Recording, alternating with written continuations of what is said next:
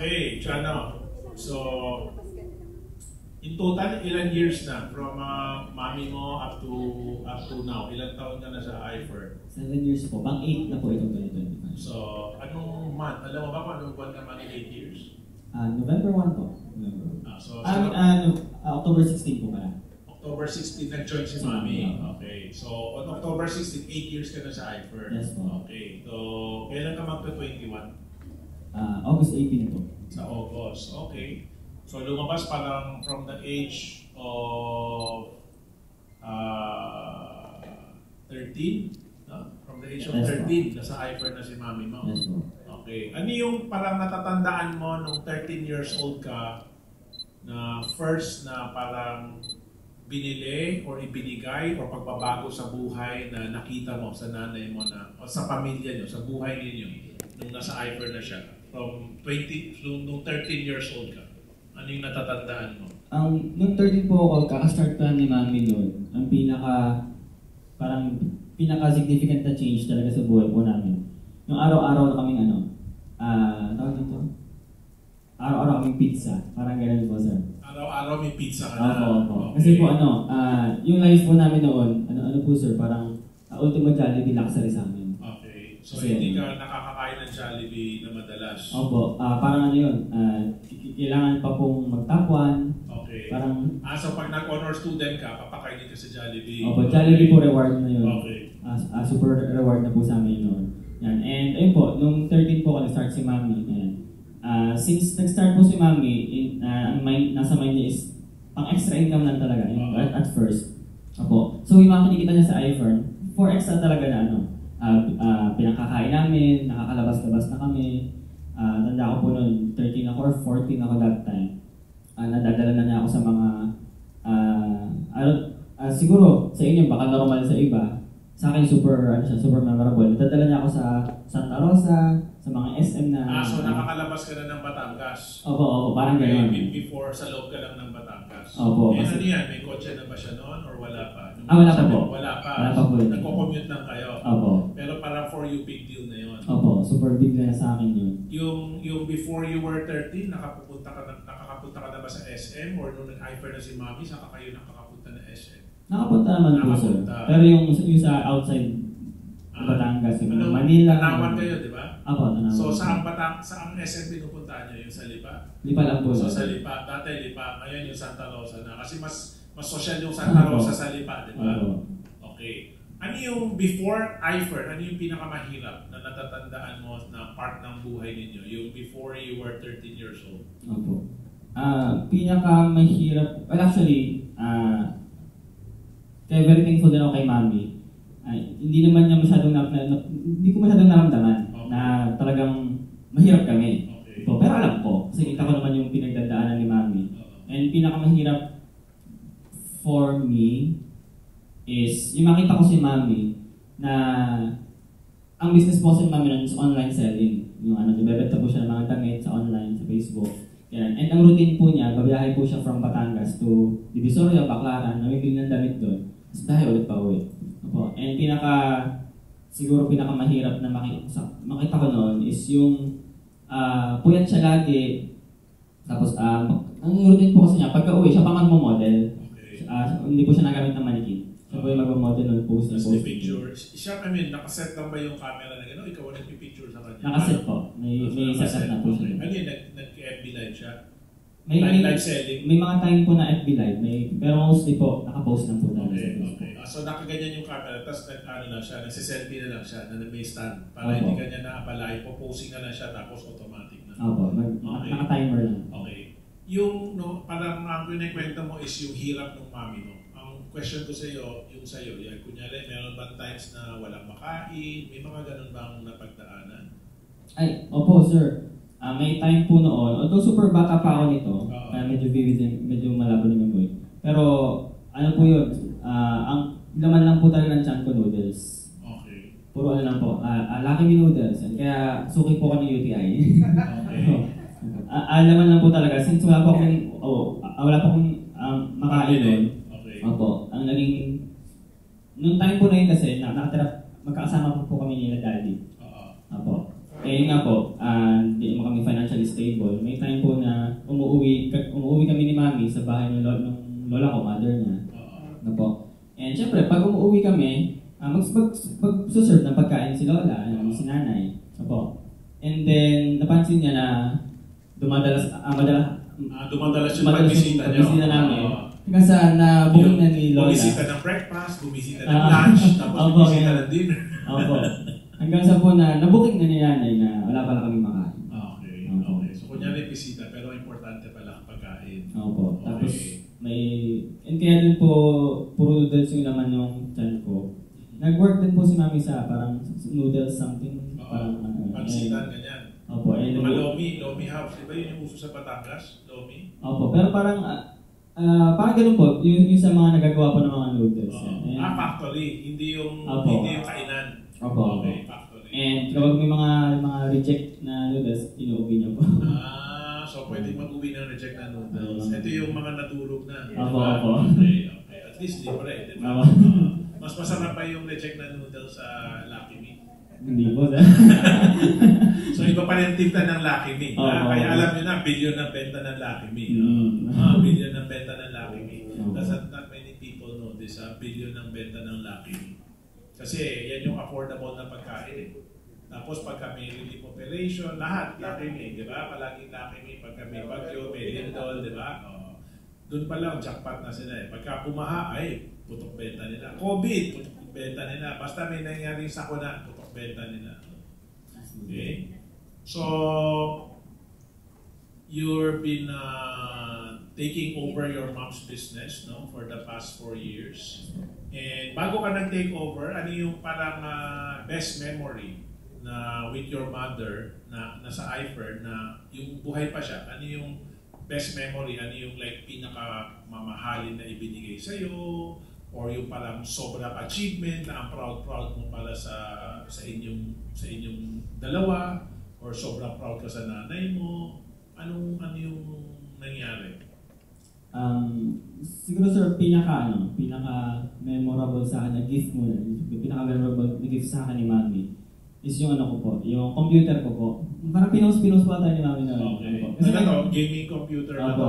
Okay. Do you remember how much it was? Opo sir, 120 po na. 120,000, no? For somebody na kailangan pumunta kay Lola para may makain, tapos kaya na bumili ni Mami ng 120,000 na gaming computer. Ilan taon ka nun?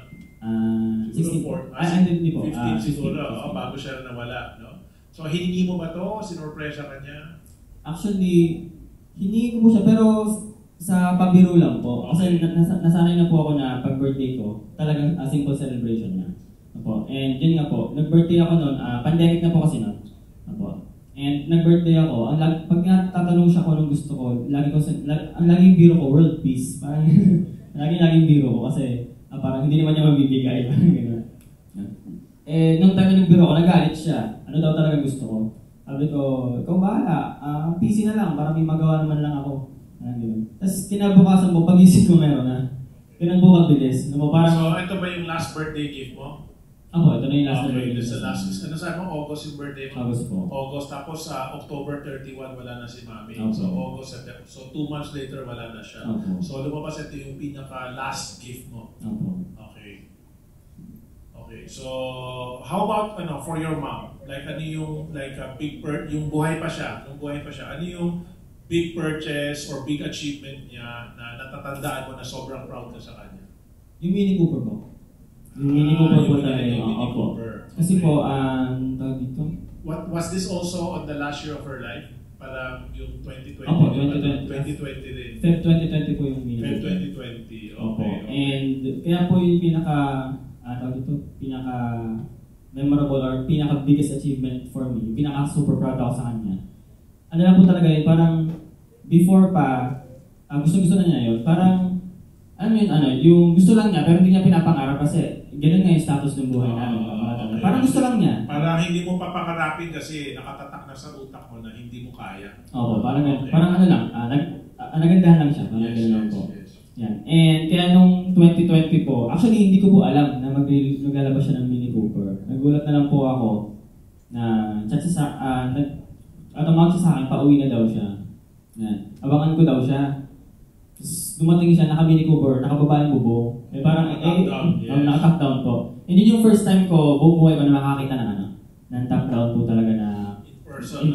Kasi wala naman dun sa lugar ninyo eh. Opo. Tapos, ayun po, and doon ko nakita na super tuwa-tuwa talaga siya na parang yun yung pinaka-dream niya talaga.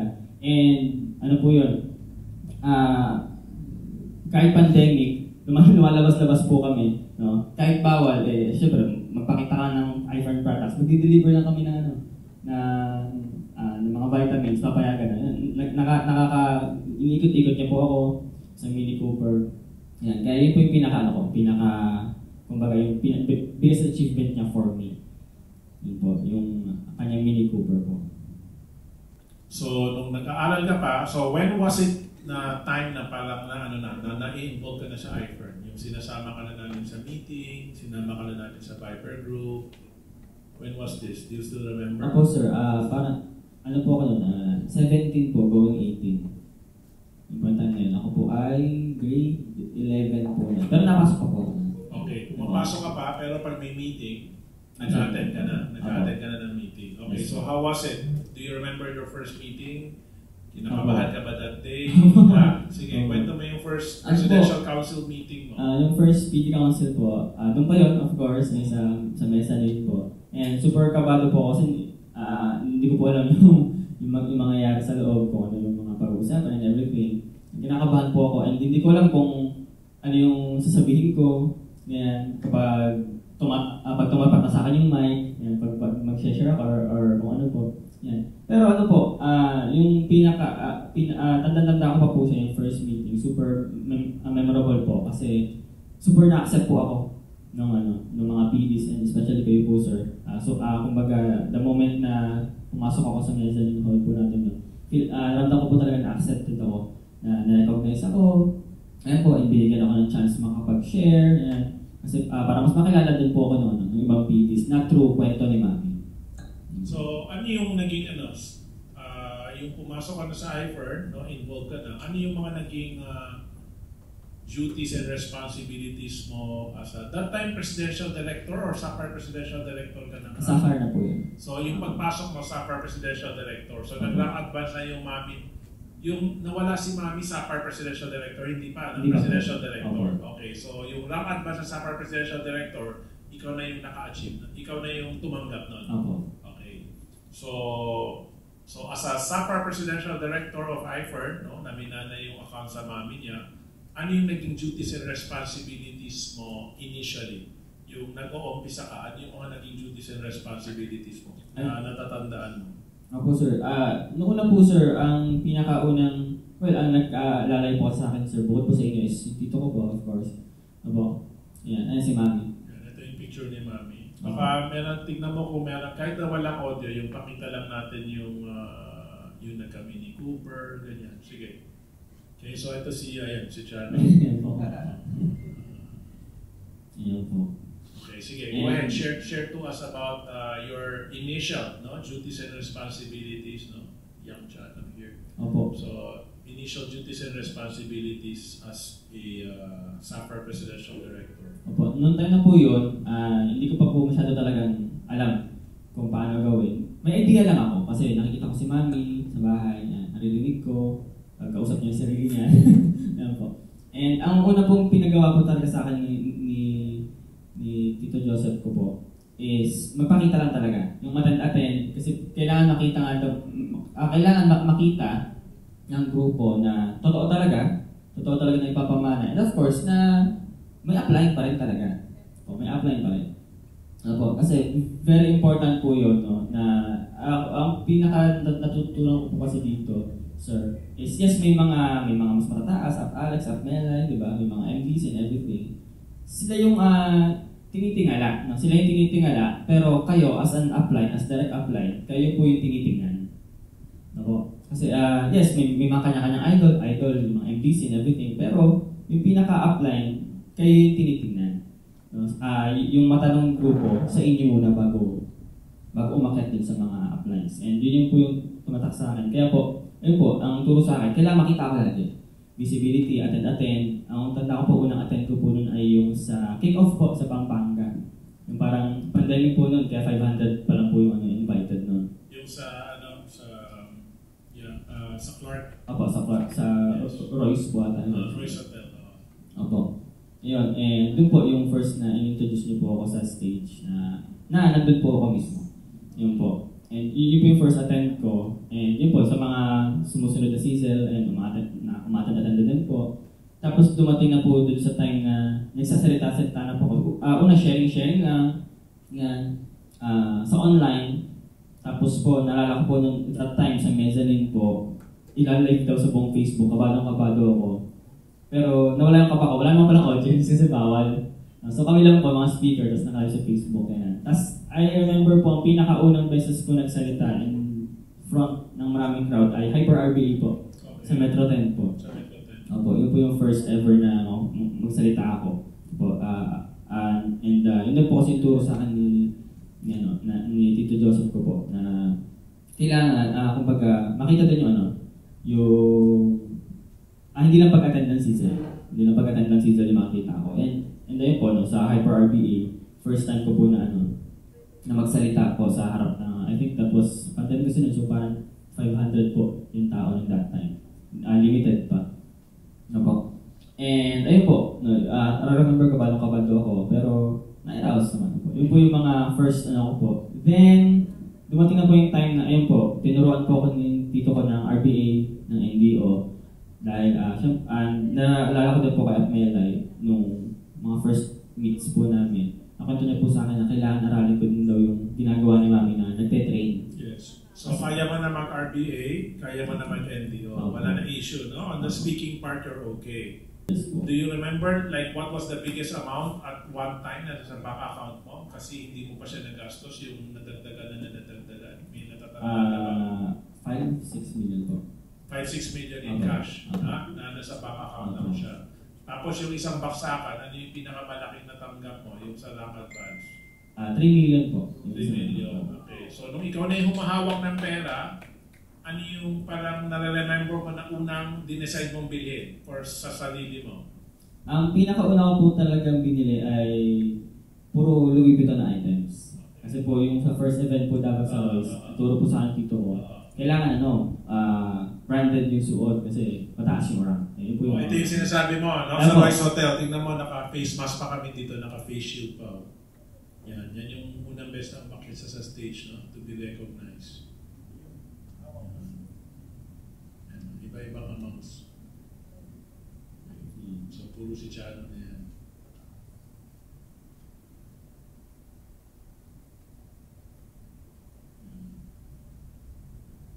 Okay, so puro LV. Opo. Okay, so branded. Do you remember what was the at that time, ano yung most expensive item na natatandaan mong binili mo? Sapatos ba siya? Bag ba siya? Bag po, sir. Bag. Kano yung bag na to? 180,000 po. 180,000, isang baksakan daw. Pumunta kayo ng LV. Opo. Okay, cash ba to? May credit card ka? Cash po. Nagbitbit ka ng cash. Biniyalan mo ng cash yung 180,000. Ano po, yung card po, pero hindi po credit card. Debit card. Debit card. Okay. Wala pong. Okay, tapos after that, ano ng mga memorable expenses or ano ng memorable na shopping mo? Ang mga memorable shoppings ko po, nagdagdag po ng mga luxuries. Okay. Ayan po, yung mga Rolexes po, sir. I remember po, that time, yung first Rolex ko. Ayan, and there was a time po na, hindi pa po ako MDC nun. And there was a time na sabi niyo po ay MDC lang ang pinapapunta niyo sa inyo. Or sa loob. Tama, sa inyo po mismo. Sa bahay. Ako sa bahay po. Okay. And sabi niyo po, either MDC lang or bibili ng Rolex. And gustong-gusto ko po makapunta sa inyo po dahil pupunta po si Tito Joseph sa inyo para mag-picture ng isang Benz niya po. Bibili siya ng Benz. And gustong-gusto ko makapasok po sa inyo kahit sa labas na. Makapasok lang po ng gate. So I decided po na bumili po ng isa pang Rolex para ma-entertain ng isang Sir Tamalitan, di ba? Opo. Ayan, so bumili po ako ng isa pang Rolex. Ayan, tapos kwentuhan po kay Sir. Tapos, ayun po, bali pang fifth na po na Rolex ito. And ayun po, isa po sa mga... Magkano itong Jaguar na to? 6.6 million po. 6.6 million, ha? Can you share with them about the that time ilang taon ka and ano yung ginawa natin para magkaroon ka ng bank loan? Yun po, that time po, 18 years old po ako. Ayan. And ang yabang ko na kasi 18 years old, ano na ako, magkakalisensya na ako, makakabili na ako sarili kong kotse, di ba? Wala akong problem. Ako basta parang legal na or okay na. Yung pala 21 pala ang kailangan. 21 years old pala dapat. 21 years old para magkaroon ng bank loan? Bank loan po, opo. Okay, sa Pilipinas yun yung batas. Okay, Opo. so that time you were 18. Opo. Okay. So, kapag nagkamati ako, yung pala, 21. So, hindi pwede. Pero, nagawa po ng paraan dahil iPhone tayo, nag-down payment, yung Jaguar po, 6.6, nag-down payment po ako na 4.5. Para lang po ma-approval. So, nag-contact ako ng bangko, sabi ko, meron akong problema. Sabi niya, sir, ano yun? Meron akong iPhone distributor. Meron siyang 18 years old lang siya. Gusto niya makabili ng kotse, kailangan niya ng car loan. Ay sir, ang batas po natin 21 years old. Ano po ba yung kotse na bibili? Sabi ko, Jaguar 6.6, pero meron siya 4.5 million na cash dito. Ay sir, di problema yan. Gagawa namin ng paraan yan. Diba? Oo. Tapos tatlong bangko yung kausap ko, yung isa biglang nag-set na ng schedule, pupunta daw sa office. Sabi niya, ano bang kailangan ng mga... Sabi niya, wala. Gusto ko lang makita kung meron totoong 18 years old na bata na magbabayad ng 4.5. Yun lang yung pinunta niya. Nagpa-selfie lang siya kay Chano. Okay na, approve na yung... Approve na ang loan mo! So, ganun pala ha. Hindi bali yung batas. Pag meron kang 4.5 million, approve. Okay? So, 2 years lang niya tinapos yung bank loan. Okay? Because it was just a formality. No? Sa akin kasi gusto ko magkaroon siya ng record na bumili siya ng ganun kamahal. Okay? Okay, so ngayon, 4 years ka na, 4 years ka na ikaw yung nagpapatakbo ng negosyo ng nanay mo, na aminana mo sa nanay mo. Ikaw na yung kinikilalang Emerald Presidential Director, ikaw na yung kinikilalang $1 Million Club. Anong goal ng isang Chano Nones? What is your goal going forward? Kung ako, meron akong Vision 2035, what would be the goal for a Chano? Like, meron ka bang goal for 2025? Meron ka bang 5 years from now? Meron ka bang 10 years from now? Negosyo ba to? Magkakapamilya? Magkakasawa? Kotse ba to? Bahay ba to? Ano yung, maybe you have a vision board or maybe there are some things na pinapangarap mo or pinaplano mo. Meron ba? Yes, sir. Yung sa ko muna po, sarili ko, personally, gusto ko po, syempre, mag-Ruby Presidential Director po. Pinaka-idol ko po talaga si Alex. Super galing niya talaga. And doon po, gusto ko maging Ruby din po tulad niya. And in terms of sasakyan naman po, gusto ko din ng G-Wagon. Kasi may story po dyan, sir. In-invite po kami nila Alex at Melay sa Tagaytay Highlands. Nag-leaders meeting po doon and everything. Pinatest na rin po sa akin yung G-Wagon. And habang tinatry ko yung G-Wagon, nakabukas yung radyo, tumugtog po yung last song na tinugtog naman ni Mami. Ikaw, parang feel ko to na, bakit? It's a sign. Na parang kasakay ko si Mami doon, yung parang feel ko na gano'n. Tapos parang, baka ito yung pinaka-pangarap sa akin ni Mami na car na magkaroon ako. Kaya yun, simula po nung nasakyan ko yung G-Wagon ni Alex, ni Melay. Tapos tumugtog yun, parang, kailangan ka-G-Wagon din ako, parang gano'n. Tapos sakto, Mercedes-Benz Club. Ayun po. And yun po, na-inspired po dun sa Vision 2035 niyo po.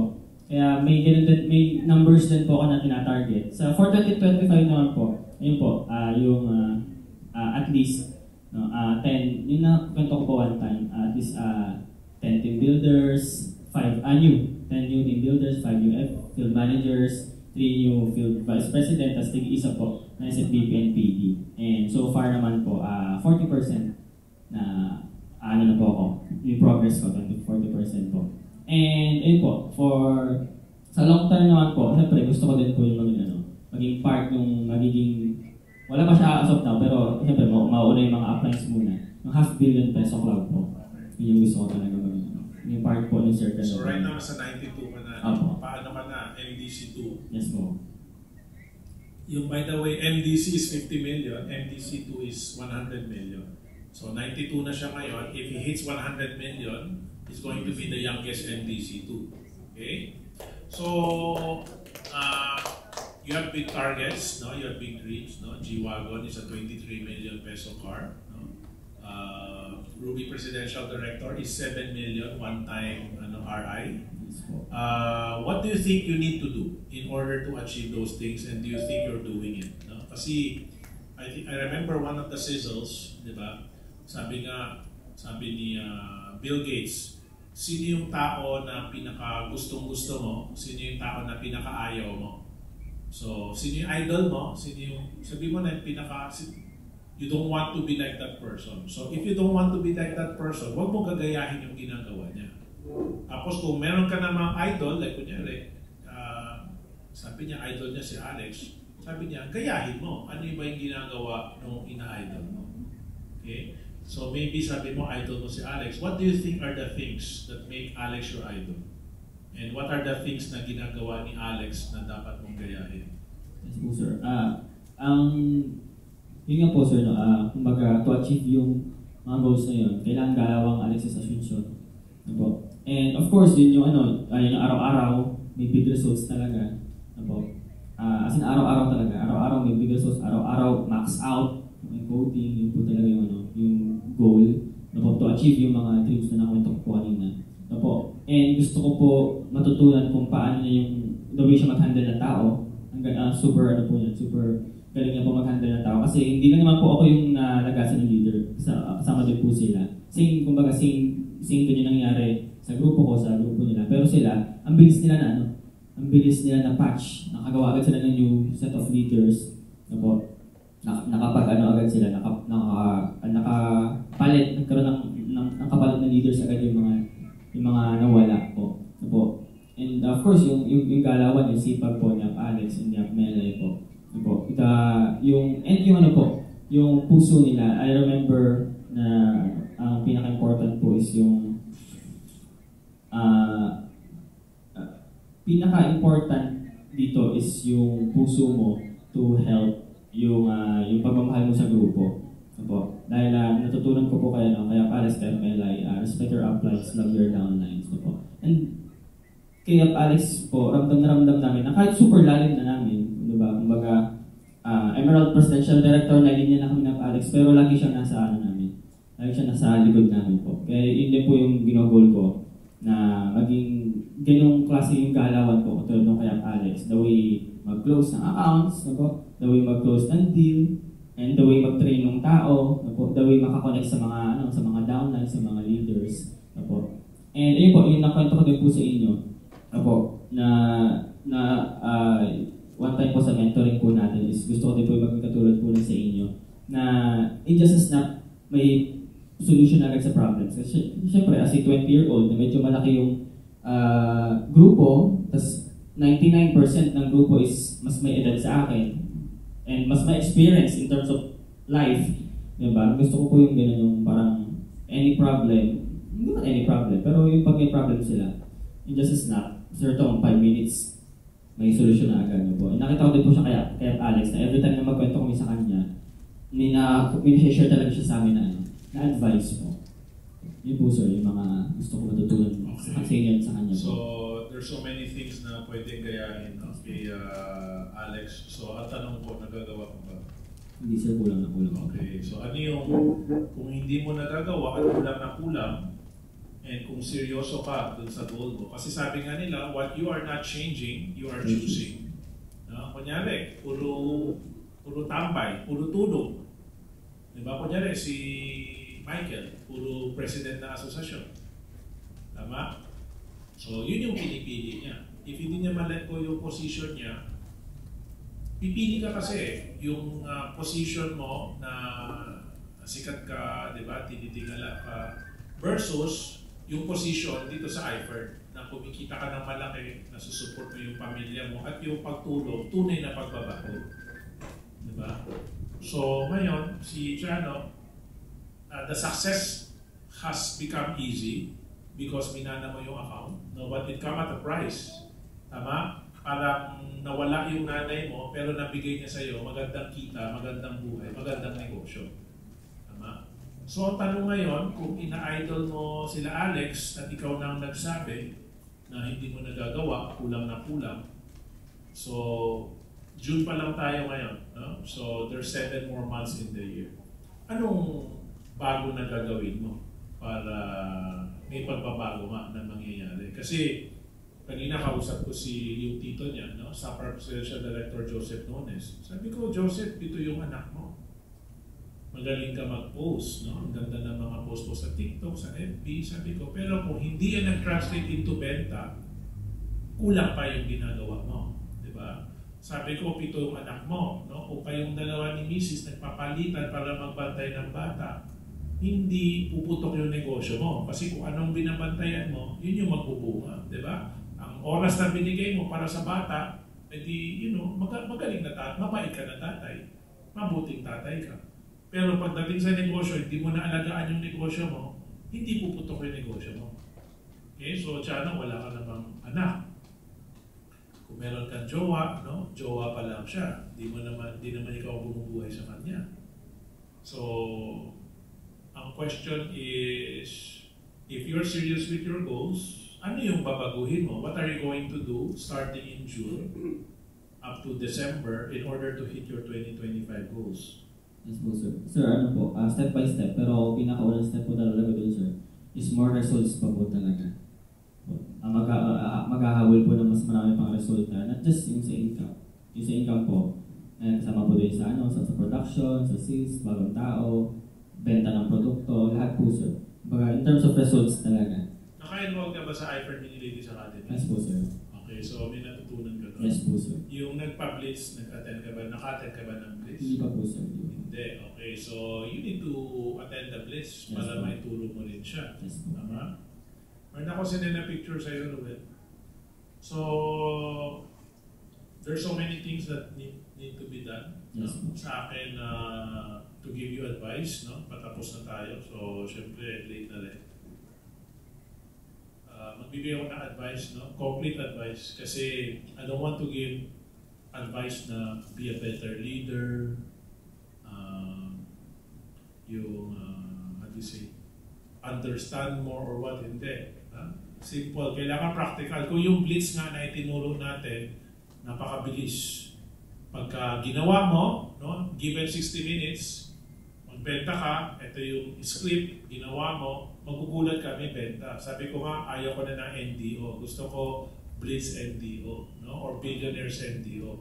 Kasi walang magiging billionaire sa iFern kung hindi kasama ang blitz. Kasi the blitz will show you na this business is so easy. Na akala mo, lahat nakausap mo na pala, ang dami palang kaibigan dyan sa, ang dami mo palang kaibigan sa directory mo, ang dami mo palang kaibigan sa FB, na mabigyan pala ng magandang script, kaya-kaya pala magbenta. Diba? So, if the Blitz NDO is simple, go sell to the people on Facebook, sell to the people na masasalubong mo. So, yung advice ko sa iyo, simple. Kailangan, pagka nakita ng tao ang FB account ni Chano, maiengganyo siyang mag-join sa iFern. Pagka nakita niya yung TikTok ni Chano, mag-interest siya or mag-curious siya dito, ano ba tong negosyo na to? Kasi kung hindi gagawin ni Chano yung dapat niyang gawin, lumabas, nagpamana ng negosyo si Pinky, pero yung anak niya Chano, selfish. Hindi niya ginawa yung the most that he can do para mapaalam sa mundo na meron palang ganitong negosyo na 20 years old, $1 million club, $1 million club tuna. And syempre, kahit na magaling mag-post yung tito mo, ang kwento niya is yung buhay niya.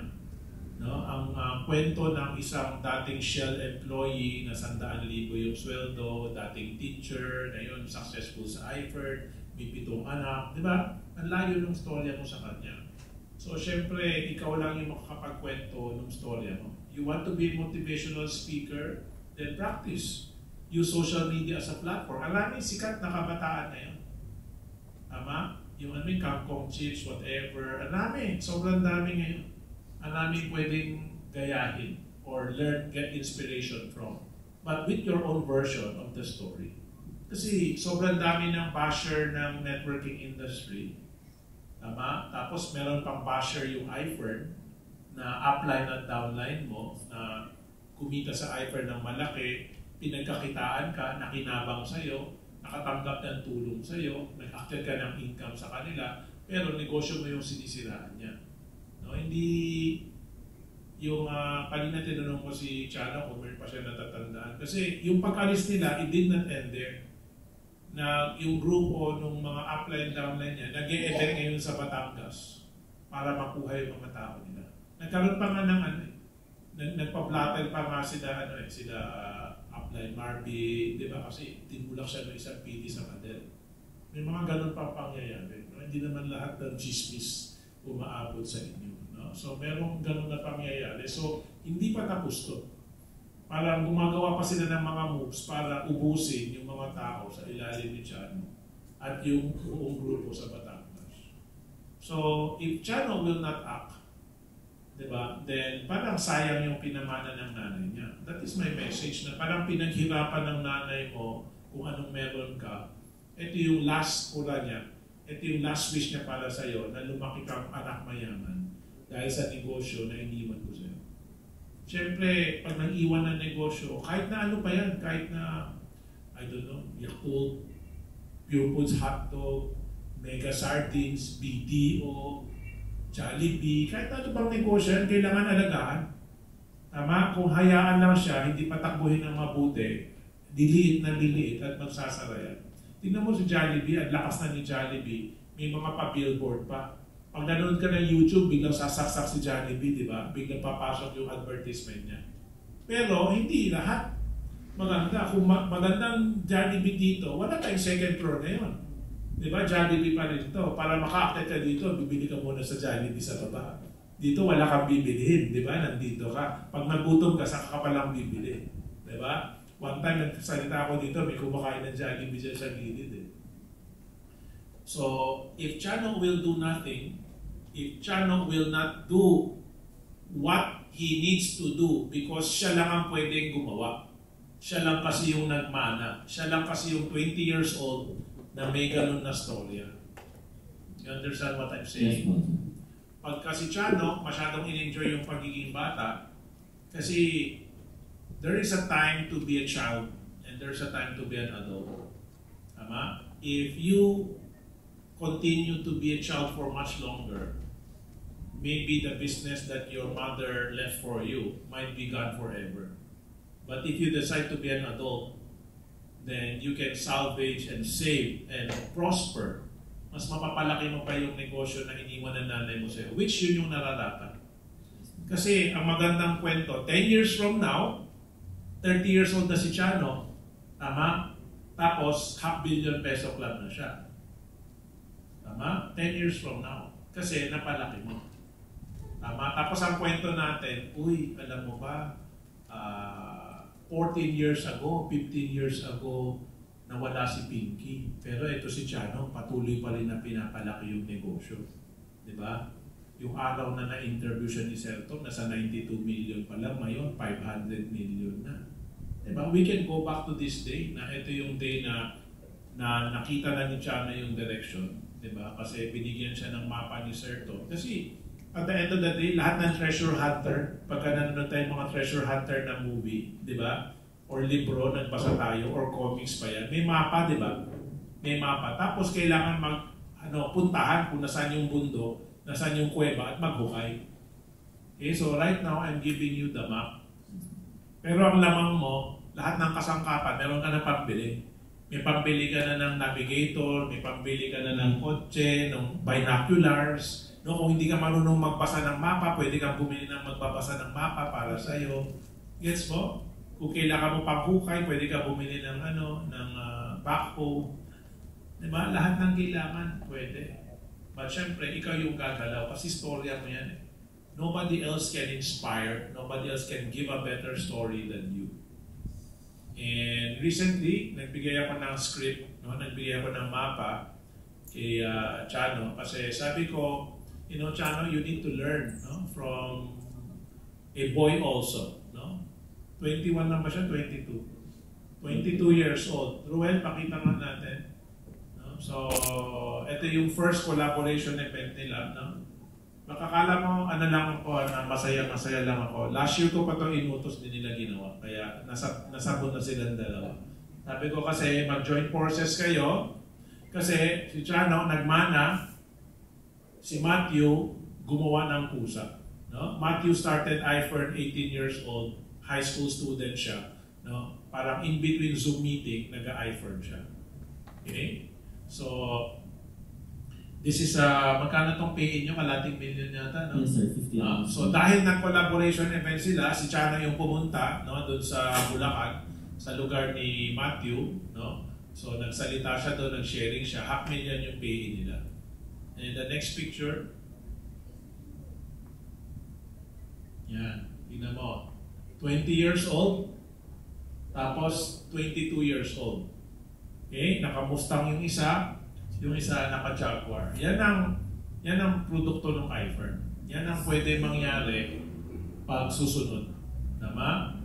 Pero, syempre, this can be your first na European na two-door sports car. It can be your last also. The decision will be yours. It can become a G-Wagon in a year or two, or it can be na wala nang kasunod yan. Kasi, kung malaki yung target, malaki yung effort na dapat ibigay. Okay? Number one, yung Facebook mo, hindi pwedeng ang laman ng Facebook mo yung mga tinagkalam na post. Dapat meron ka original na post dyan. No? Yung FB, TikTok, definitely, we need to grow it. You need to watch the other young entrepreneurs like you. Kasi yung sa'yo, yung nanay mo 3 taon, ikaw 4 na taon, 7 years na itong negosyo, na pa 8 years ka na. Tawag doon solid business. Yung pa 8 years, track record na yung tawag doon. Marami kasi success 1 year, 2 years lang eh. Diba? Hindi mo pa alam yung 3rd, 4th ano. Eto pa 8 years ka na eh. Track record na tawag doon. Tapos may bahay, may kotse, may relo, may mamahalin na gamit, may malaking grupo. You have everything going for you. But nobody knows except iFern. Ang nakakaalam lang ng kwento mo, iFern lang. And hindi tayo nakakatulong sa bayan kung hindi nila alam ang storya. Same yung tinanong ko kanina kay Michael, di ba? Michael, ano yung big impact na naibigay mo sa mga nasasakupan mo bilang presidente? Kung wala siyang maisagot na maayos, ibig sabihin, meron silang ginawa, pero hindi yung malaking pagbabago sa buhay ng nasasakupan niya. E sa akin, dapat malaki yung maiaambag mo dun sa mga tao na nasasakupan mo. Kasi sobrang ganda ng buhay na naibigay sa'yo. So you owe it to them to give them a fighting chance also to become the next champion. Kasi, di ba yung mga umalis dito? Yung mga umalis, isa lang yung hinanakit ko sa kanila. Kasi ang dami nilang pangako dun sa mga tao na inimbitahan nilang sumali sa kanila. Tapos bigla nilang iniwan, ibig sabihin, kinuha lang nila yung kita, iniwan na nila yung mga tao. Wala silang pake. Samantalang sila yung naghikayat na sumali dito eh. Tama? Napalaki nila yung kita nila. Natulungan nila yung ibang tao kumita. Pero the fact na umalis sila, that means they only care about their income. Eh. Nandiyan siya eh, 301 million, 302 million eh.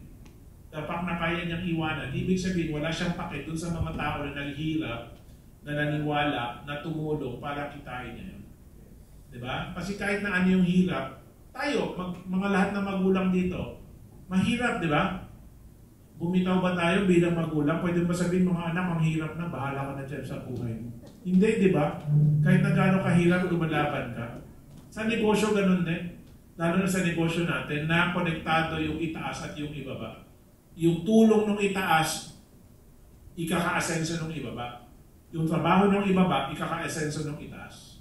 So, hindi dapat mang-iiwanan. Kahit na mahirap, kapit lang. Kahit na mahirap, tuloy-tuloy lang. Tama? So, yung sa'yo, kahit kumikita ka, kung meron kang downline na hindi kumikita, ibig sabihin, kulang pa yung ginagawa mo. That means you need to do more in order to help them. And not enough na kumikita tayo lahat sa loob ng iFern. Kung hindi natin nagagawa yung paghikayat, pag-imbita sa iba, para mabago rin natin yung buhay nila.